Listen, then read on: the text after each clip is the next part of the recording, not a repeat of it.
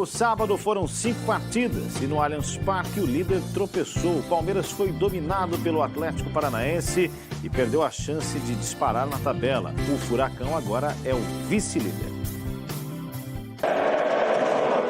Noite de Brasileirão, noite de casa cheia e um encontro pra lá de especial entre dois dos maiores técnicos da história do Palmeiras, Abel Ferreira e Luiz Felipe Scolari. Filipão, inclusive, foi abraçado por parte do elenco alviverde e homenageado nessa volta ao clube em que conquistou Brasileiro, Copa do Brasil e Libertadores. 99? Olha, se o mundo tivesse pessoas como ele, e seguramente o Brasil. E seguramente isto estava muito melhor. 73 anos, eu tenho 43, tenho muito para aprender ainda com ele. Ele não tem nada que aprender não, porque ele já tem 2 Libertadores aqui na América do Sul. E como líder entrou em campo com força máxima, não demorou para que pudesse se impor. Após esse lindo passe de Gomes, Mike rolou e Veiga quase abriu o placar.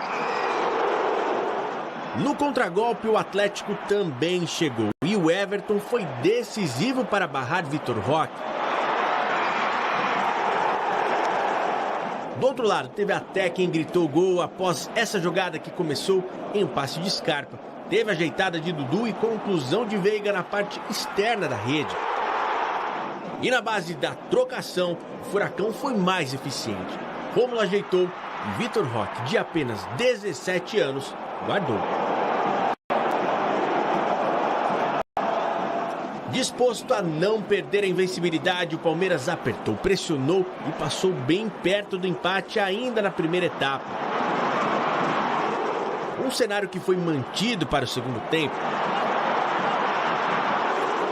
O que o Verdão não esperava é que o Atlético pudesse ampliar a sua vantagem. Vitor Roque abriu para Rômulo, que chegou batendo e Piquerez travou. O VAR recomendou a checagem do lance e Braulio da Silva Machado marcou a penalidade. Vitor Bueno foi para a bola e fez o segundo do Furacão. E o Palmeiras desperdiçando grandes chances. Bento parou Gabriel Menino e Navarro no mesmo lance. A Gabriel Veron faltou tranquilidade para poder definir diante do goleiro do time paranaense. E isso sobrou a Terãs do contra-ataque. Gabriel Menino parou na falta e foi expulso. Mais 7 minutos de acréscimos. Também tem que entrar. Posso fazer uma pergunta a você? Quantas finalizações fizemos? 35. Quantas? 35. Quantas? 35. Então não vamos falar de mais nada. Vamos falar que temos que ser mais eficientes e temos que assumir isso. O resultado não tirou a liderança do Palmeiras, mas permitiu que algumas equipes pudessem se aproximar na tabela de classificação. Caso do próprio Atlético Paranaense, novo vice-líder do Brasileirão. Ganhamos um jogo hoje onde enfrentamos uma equipe espetacular, tivemos a capacidade da vitória e estamos ali brigando naquelas posições que são interessantes, muito interessantes para nós.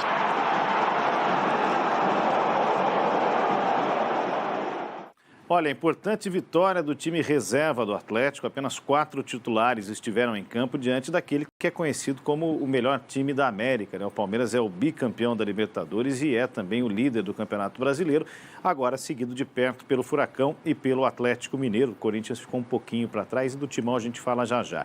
Mostra que o Furacão montou um belo elenco, faltava treinador, Filipão chegou, organizou a casa. É um time que sofre poucos gols e ainda precisa melhorar um pouquinho a produção ofensiva, mas graças a jogadores talentosos como Canobi, Vitor Roque, este último reserva no time do Furacão, vai conseguindo produzir bons resultados. O Palmeiras perde um jogo em casa, que para muita gente era inesperado, até pelo Atlético chegar a São Paulo com os reservas, mas o que o Abel falou ali sobre a produção ofensiva, olha, mais de 35 finalizações, é preciso contextualizar. Primeiro, que o Palmeiras durante mais de 80 não, mas uns 60 minutos do jogo, não levou perigo real ao gol do Atlético. Atlético, que controlava bem as ações com um cinturão defensivo bem armado pelo Filipão. Boa parte desses 30 e tantos arremates foram de fora da área. Depois que toma 2-0, o Atlético também muda e o Palmeiras consegue pressionar mais e aí para, claro, também na boa atuação do Bento, que é mais um bom jogador, mais um bom goleiro revelado no CT do Caju,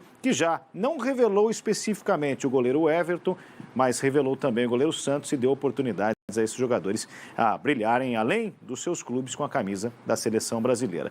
Produzir muito em volume estatístico não significa que realmente isso levou perigo ao gol adversário.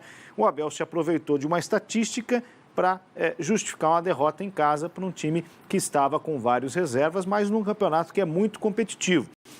Isso não diminui, evidente que não, o bom trabalho do Abel Ferreira, mas às vezes ele precisa entender que do outro lado também tem um bom adversário e que vai impor suas ideias de jogo desse Atlético do Filipão.